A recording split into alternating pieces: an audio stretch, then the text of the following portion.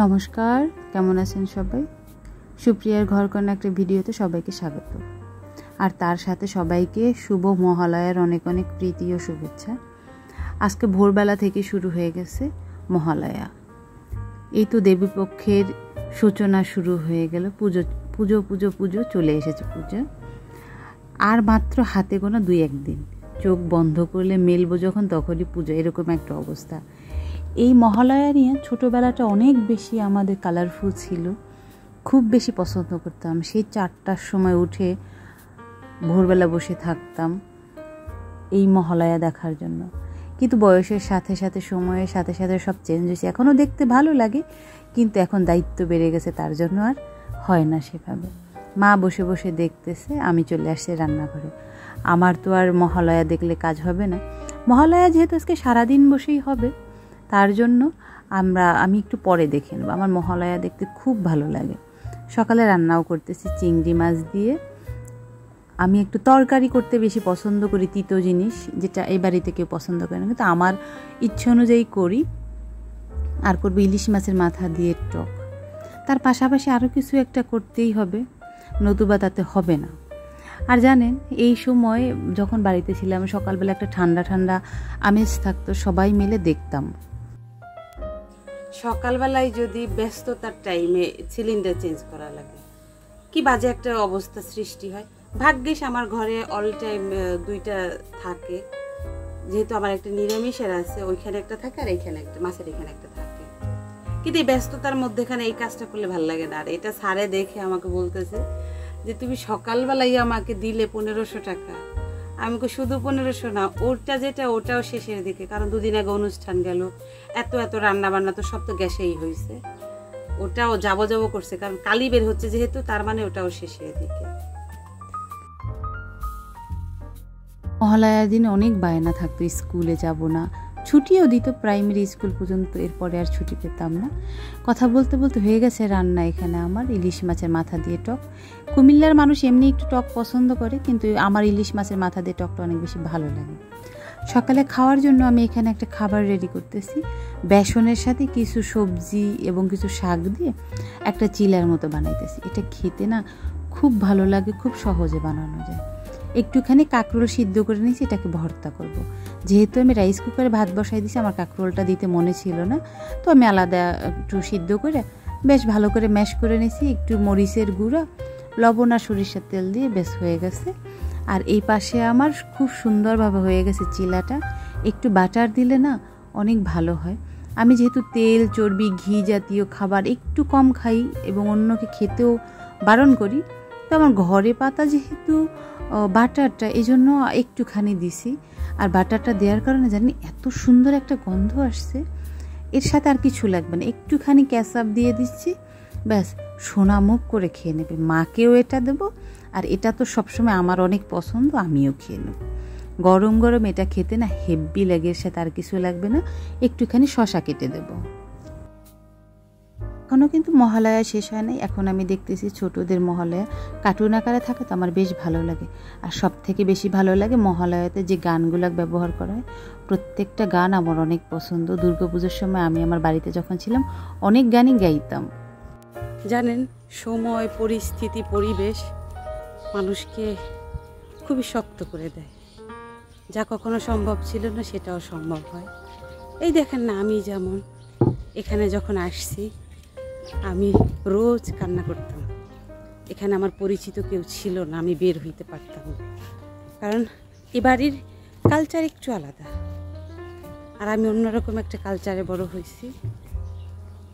আমার ওইখানে কোনো বাধ্যবাধকতা ছিল না যে হ্যাঁ নিজের সম্মান বজায় রেখে সব কিছু করাটা, সেটা করতাম। বাট কখনো বারণ ছিল না এখানে যাওয়া যাবে না, এটা করা যাবে না, কিন্তু এখানে সেটা আছে। তারপর ধীরে ধীরে ধীরে ধীরে আমি এখানে অভ্যস্ত হতে লাগলাম। অপরিচিত মানুষের সাথে কথা বলতে বলতে তারা কাছের হতে শুরু করলো। এই জায়গাগুলো অচেনা ছিল প্রথম দিকে, হাঁটতে খুব ইতস্তত বোধ করতাম যে চিনি না কাউকে, যদি কিছু বলে। হ্যাঁ, আমি ঢাকা শহরে ছিলাম, তারপরে একটা জড়সড়তা লাগে না? মানুষ যত স্মার্ট হোক, যাই হোক না কেন, সে নতুন পরিবেশে গেলে নিজেকে একটু খাপ খাওয়াতে সময় লাগে। আমারও সেম হয়েছিল। তখন মনে হইতো যে যার কারণে আমি এখানে আসছি তাকে, সেই মানুষটাই আমি আস্তে আস্তে সব কিছুর সাথে নিজেকে মানিয়ে নিতে পারছি। তার জন্য আমার শাশুড়ি আজকে বলতেছিল যে মানুষ পারে না এমন কিছু নয়, কথাটা কিন্তু একদমই সত্য। যাই হোক, এই কথাগুলো ফিল হলো, তেমন কোনো মানুষ নাই তো যে তার সাথে শেয়ার করবো, তাই আপনাদের সাথে শেয়ার করলাম। হাঁটা হলো অনেক দিন পর আমি হাঁটতে আসলাম। আজকে যেহেতু মহালয়া, বাড়িতে অনেক কাজ আছে, আর এমনি তো পুজো চলে আসছে, কাজ একটু বেশি এ সময়। বাড়ির দিকে যাই, আর কি আকাশটা মেঘলা হয়ে আছে, মনে হয় যেন বৃষ্টি নামবে।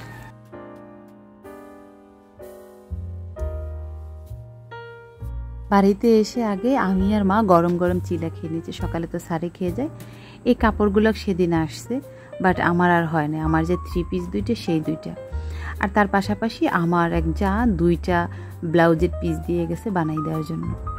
আসলে আমি অত বেশি সময় পাই না, তারপর ওই যে যেটা হয়, ভালোবাসা জায়গাগুলোকে মানুষ কিন্তু একটু আবদার বেশিই করে।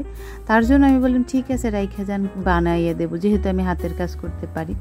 কিন্তু আগে একটা সময় হলে কোনো ব্যাপার ছিল না, পুজোর সময় অনেক বেশি চাপ থাকতো, এখন আর সেটা হয় না। তো উনি 3টা পিস দিছে, একটা এমনি গস কাপড়ের আর 2টা শাড়ির পিস।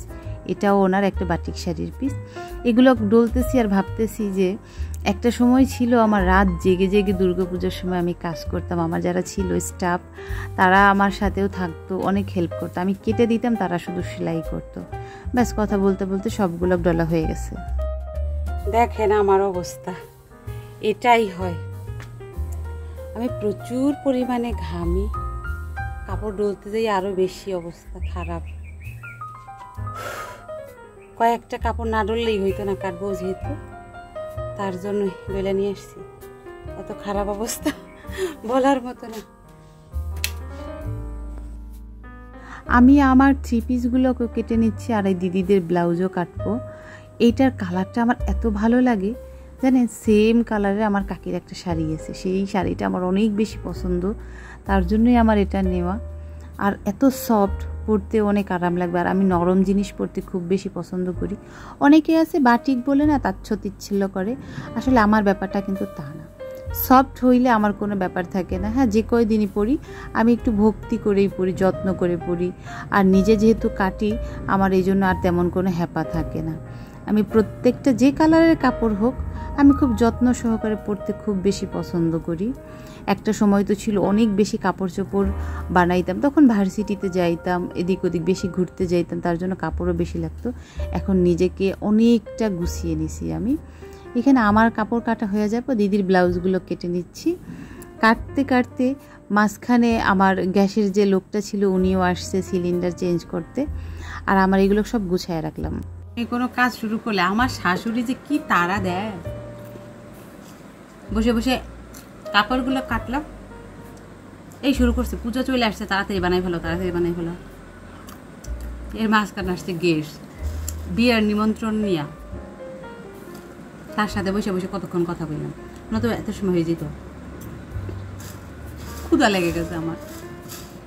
একটু চানাচুর আর মুড়ি নিছি, আর একটা ব্লাউজ নিয়েছি সেলাই করতে।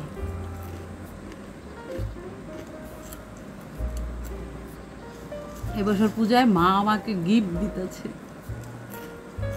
আপনাদের দেখাবো পরে।